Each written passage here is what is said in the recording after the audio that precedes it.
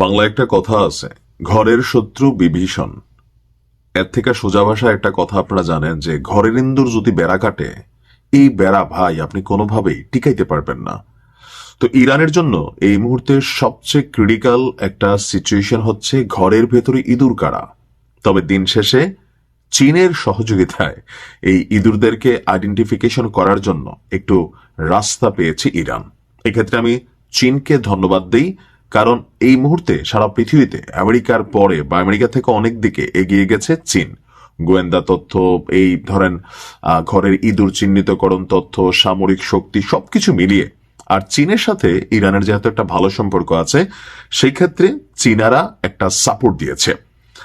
চীনা পর্যবেক্ষক এবং সামরিক বিশ্লেষকরা ইরানকে সতর্ক করেছেন যে ইরানি গোয়েন্দা সংস্থায় এবং দেশটির স্পর্শকাতর স্থাপনাগুলোতে মোসাদের এজেন্টদের অনুপ্রবেশের ক্ষেত্রে ইসরায়েলি গোয়েন্দা সংস্থাটির সাফল্য বিশ্বব্যাপী নিরাপত্তা ঝুঁকির একটি প্যান্ডোরার বাক্স খুলে দিয়েছে। বেইজিং বিশ্বাস করে ইরানে ইসরায়েলের এজেন্ট স্থাপন এবং ভেতর থেকে দেশটির বিমান প্রতিরক্ষা, রাডার সিস্টেম নিষ্ক্রিয় করার ক্ষমতা গোয়েন্দা যুদ্ধের একটি নতুন ধরনকে সামনে নিয়ে এসেছে। অর্থাৎ গত বছর যেই ঘটনাটা ঘটল, এর বিরুদ্ধে ইরানকে সতর্কতা অবলম্বন এবং ইরানের জাতীয় নিরাপত্তা ব্যবস্থাকে শক্তিশালী করা জরুরি হয়ে পড়েছে।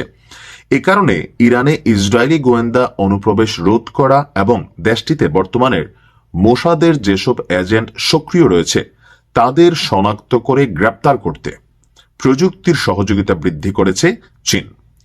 প্রকাশিত এক প্রতিবেদনে বলা হয়েছে, ইরানের সরকারি ডেটাবেস এবং সফটওয়্যারে যে সিভিল রেজিস্ট্রি এবং পাসপোর্ট ডেটা অন্তর্ভুক্ত ছিল, তাতে ইসরায়েলি এজেন্টরা কিভাবে ঢুকতে পেরেছে তা তদন্ত করতে চীন এবং রাশিয়া ইরানকে সহযোগিতা করছে। এই সহযোগিতার লক্ষ্য হল মোসাদ যে প্রযুক্তিগত ফাঁকগুলোকে কাজে লাগিয়ে ইরানের স্পর্শকাতর সামরিক এবং পারমাণবিক লক্ষ্যবস্তুতে পৌঁছাতে পেরেছিল, সেই সব ফাঁকফোকর এইবার বন্ধ করা। এছাড়া ইরানের প্রতিরক্ষা গোয়েন্দা সক্ষমতা বাড়ানোর প্রতিও সমর্থন দিচ্ছে চীন।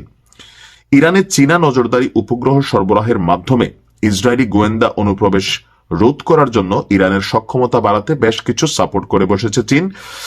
ইরান তার দূরবর্তী পর্যবেক্ষণ এবং গোয়েন্দা তথ্য সংগ্রহের সক্ষমতা বাড়াতে চেংগুয়াং এর মতন শীর্ষস্থানীয় চীনা কোম্পানিগুলোর কাছ থেকে উন্নত প্রযুক্তি এবং সাহায্য পাচ্ছে, যাতে এর মাধ্যমে তারা ইসরায়েলি গতিবিধি বা মার্কিন যুক্তরাষ্ট্রের গতিবিধি আরো সঠিকভাবে ট্র্যাক করতে পারে। মার্কিন এবং পশ্চিমা জিপিএস সিস্টেমের উপর নির্ভরতা কমাতে এবং এর বিকল্প হিসাবে বেইডু নামে পরিচিত চীনা নেভিগেশন সিস্টেমে নিজেদের জিপিএস সিস্টেমকে রূপান্তরের পরিকল্পনা নিয়েছে ইরান। এই পদক্ষেপের লক্ষ্য হল পশ্চিমা প্রযুক্তির উপর নির্ভরতা কমানো, কারণ পশ্চিমা প্রযুক্তি সবসময় হ্যাকিং বা ব্যাঘাতের ঝুঁকিতে থাকে। এর আগে ফাঁস হওয়া একটি প্রতিবেদন বলছে, ইরানের প্রতিরোধ সক্ষমতা জোরদারে সামরিক সহযোগিতা করবে চীন।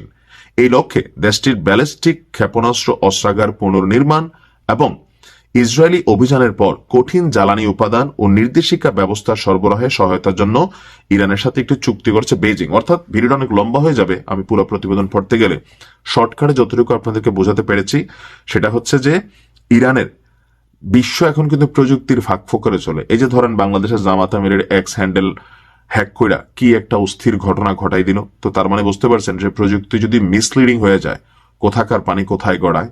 তো সেই ক্ষেত্রে ইরানের যে দুর্বলতাগুলো আছে সেগুলোকে সাপোর্ট করতেছে চীন, আর চীনকে এজন্য আমি আন্তরিক ধন্যবাদ দিই। ভালো থাকবেন।